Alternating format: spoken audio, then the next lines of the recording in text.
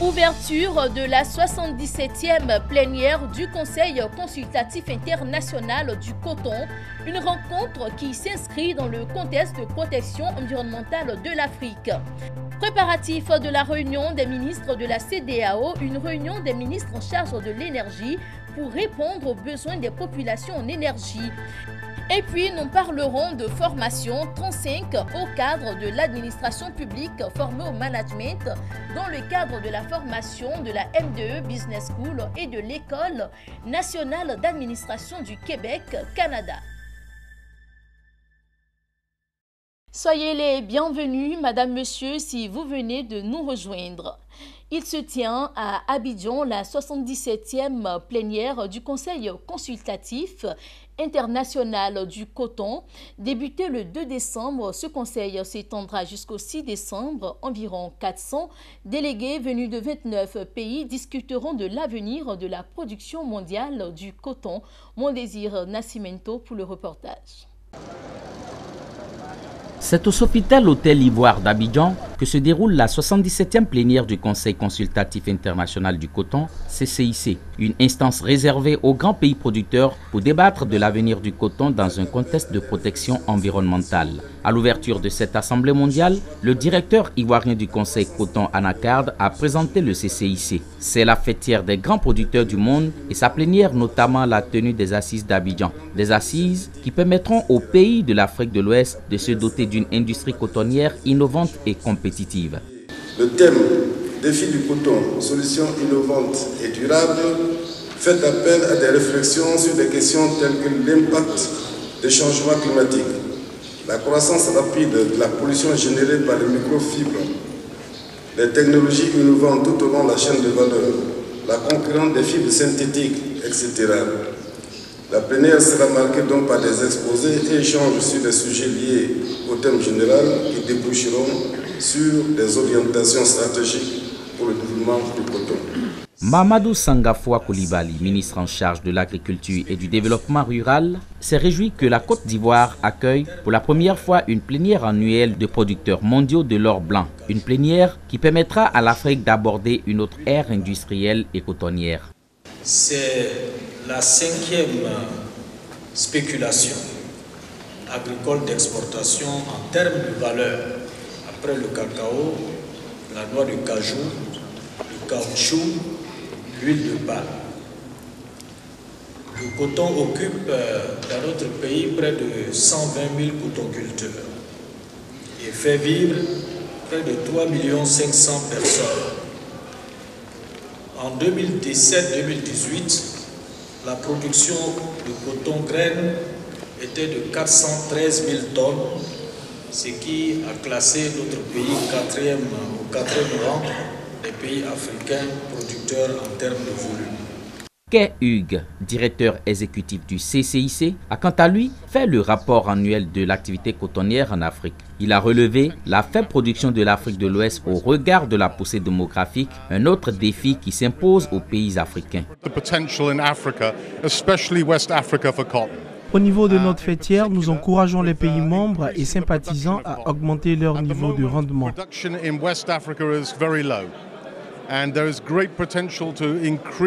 Le niveau de production de l'Afrique de l'Ouest est très bas.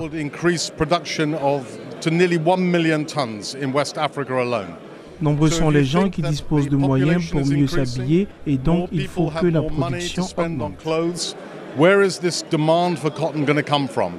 Les débats ouverts sont axés sur les défis du coton, solutions innovantes et durables. 400 experts, participants et exposants prennent part à la 77e plénière du Conseil consultatif international du coton. Comme annoncé dans les titres, la Côte d'Ivoire abrite ce mardi une réunion des ministres en charge de l'énergie de la CEDEAO.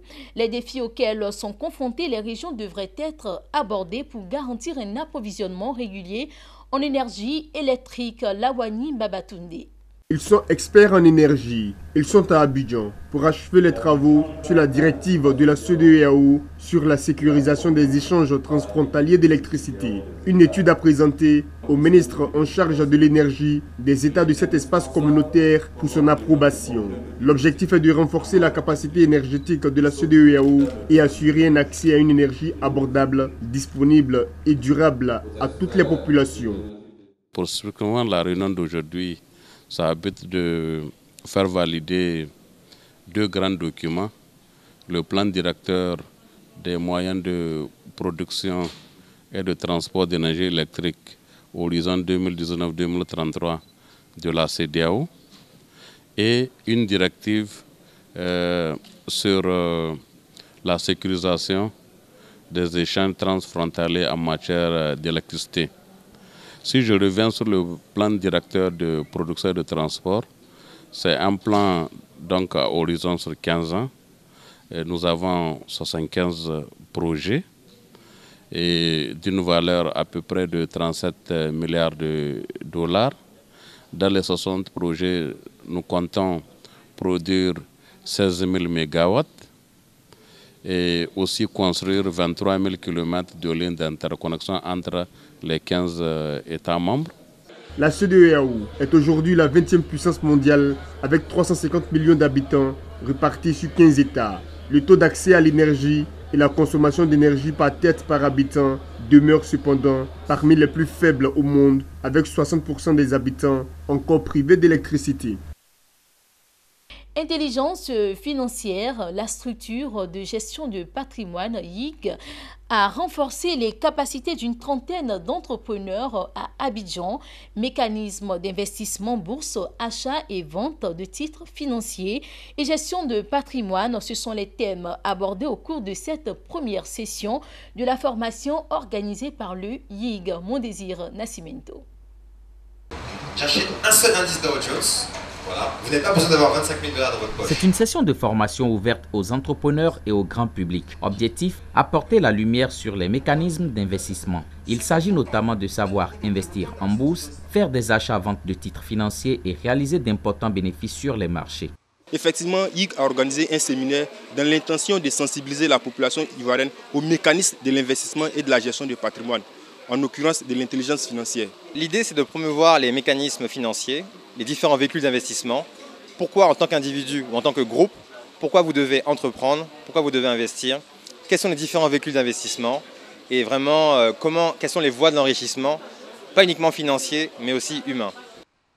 La gestion de patrimoine, finances personnelles et intelligence financière sont quelques-uns des sujets abordés au cours de cette formation, des thématiques appréciées par les participants. Je suis plutôt satisfait parce que grâce à cette première partie, désormais je sais plus ou moins comment orienter mes dépenses personnelles. Et en plus de cela, ça me permet de voir un peu plus dans quoi investir, surtout sur les marchés financiers et comment investir. En tout cas, c'est une très bonne occasion pour nous. Ça m'a apporté beaucoup de choses. Donc je peux dire qu'actuellement je suis apte vraiment à être un grand investisseur dans 2 ou 3 ans. Créée en 2011, YIG Yellow Investment Group est une société spécialisée dans le trading et la gestion de patrimoine. Elle ambitionne s'implanter dans toutes les grandes villes de la Côte d'Ivoire.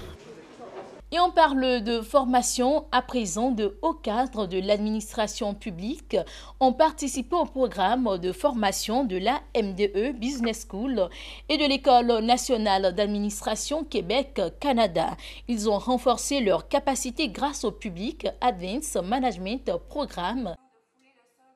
C'est la toute première promotion. 35 hauts cadres de l'administration publique sont retournés sur les bancs de l'école afin de relever les nouveaux défis de gestion et de devenir des experts du management.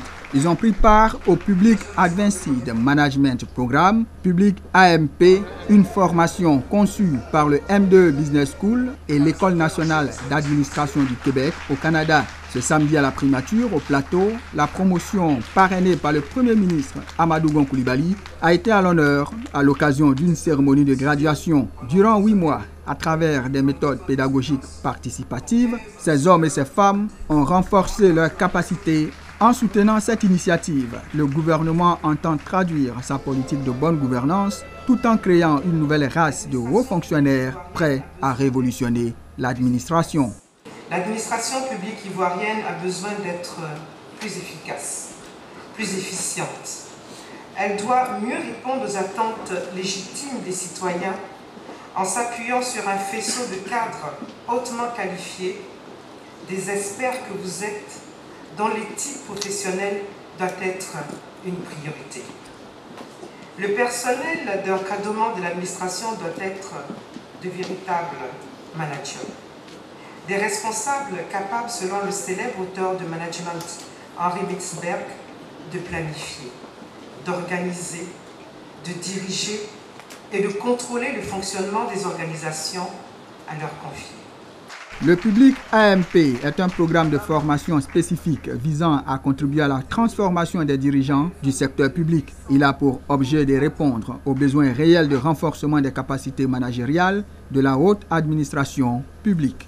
Pour ces pionniers, c'est une opportunité absolue de relever la qualité du service public à leurs concitoyens. À travers cette connaissance acquise, ils ont fait le serment d'impacter significativement leur environnement professionnel et même social. Nous sommes très heureux de faire partie de cette toute première promotion d'un tel programme. Formation de haut niveau pour des cadres de l'administration, aux nouveaux outils de management de la chose publique. Et c'est une grosse responsabilité aussi parce que nous devons accompagner l'ensemble de nos ministres et du gouvernement tout entier. Ça nous transforme, ça transforme notre personne d'abord et c'est votre personne qui se met à la disposition des autres. Et plusieurs ont décrit le triangle. Aujourd'hui, nous parlons de valeur publique. Quelle est la valeur publique de notre administration ? C'est vraiment un programme qui transforme aussi bien professionnellement que personnellement. Ça m'a apporté donc plus d'outils en termes de management, en termes de négociation, de méthodologie pour tout ce qui est prise de décision, enfin bon, et même de gestion, mais également au niveau personnel, donc sur la façon d'appréhender les choses. C'est quoi le bon manager ? Vous savez, vous pouvez être un manager, il aura tendance certainement à définir tout le temps sa stratégie. C'est quoi la stratégie, mettre en place une bonne stratégie. Mais de l'autre côté, en même temps qu'il essaie de définir une stratégie, il a besoin d'avoir des résultats concrets. Et pour avoir les résultats concrets, il va travailler donc avec les hommes. Et donc l'idée, c'est de dire qu'il n'y a rien de moins important pour tout. Il faut pouvoir donc avoir le bon dosage. Le gouvernement et les usagers des services publics attendent beaucoup de ces 35 cadres formés aux nouvelles plastiques et méthodes de gestion de la chose publique.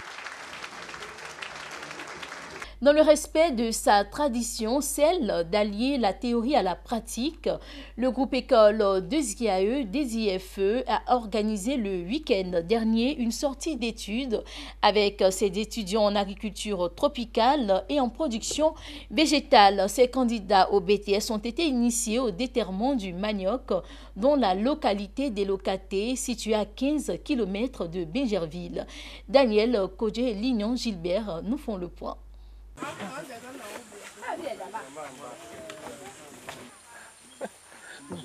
Ils sont au nombre de 20, les étudiants en deuxième année de BTS, filière agriculture tropicale et production végétale au groupe 2IAE, 2IFE. Ces étudiants ont eu l'occasion de s'approprier les réalités du terrain. Ils ont pris part de façon pratique au déterrement du manioc dans le champ expérimental de l'école localisé à Elokaté, sous-préfecture de Bingerville. À l'issue de cette formation pratique, un seul objectif, celui de déterrer le manioc sur une superficie de 1 hectare.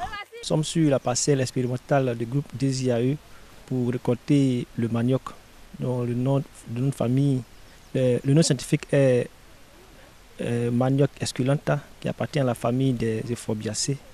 Et l'objectif, c'est de récolter une parcelle d'1 hectare de manioc. La première étape, c'est d'abord de couper la tige.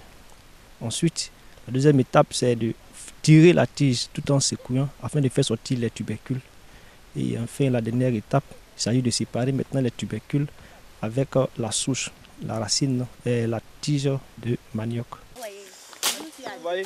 Après instruction du professeur, les étudiants machettes et dabas en main se mettent au travail. Les tubercules sortent de terre par les candidats au BTS comme s'ils y étaient habitués. Les étudiants se réjouissent de cette sortie d'études.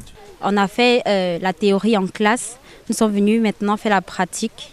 Ça me fait beaucoup plaisir parce que moi particulièrement, j'ai jamais fait de pratique de manioc. J'entends seulement, je mange, mais j'ai jamais pratiqué, j'ai jamais su comment retirer du manioc. Au groupe des IAE, nous faisons la théorie et la pratique. Et l'avantage que je tire dans la pratique, c'est que c'est le savoir-faire. Face aux réformes initiées par le ministère de l'Enseignement supérieur et de la Recherche scientifique en faveur d'une formation de qualité, alliant théorie et pratique, la direction générale du groupe école 2IFE-2IAE s'est engagée depuis 2016 dans la démarche qualité en vue de certifier ces différentes formations. Ici, nous, vous avez deux voies de carrière, l'auto-emploi et l'emploi salarié. Donc, nous formons ces étudiants à ces deux voies de carrière. Donc aujourd'hui, nous avons initié cette sortie pratique pour allier la théorie et la pratique. Du coup, l'étudiant aura maîtrisé tout l'itinéraire technique de la culture du manioc.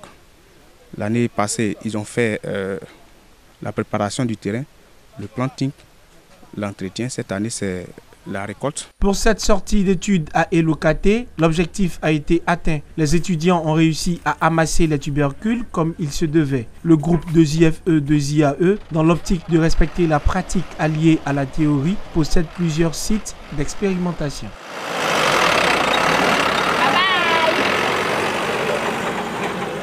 Et puis, cette information en bref et en images avant de refermer ce journal. La Banque africaine de développement BAD a réalisé avec succès l'émission obligataire verte, repartie en une tranche de 500 millions de dollars à 3 ans et une autre tranche liée au SOFR de 100 millions de dollars à 2 ans. La banque devient ainsi le premier émetteur à lancer une transaction liée au SOFR sur le marché des obligations vertes. Voilà qui met fin à cette édition qui a été réalisée par l'ensemble de la rédaction. Merci à vous pour votre attention. À très bientôt.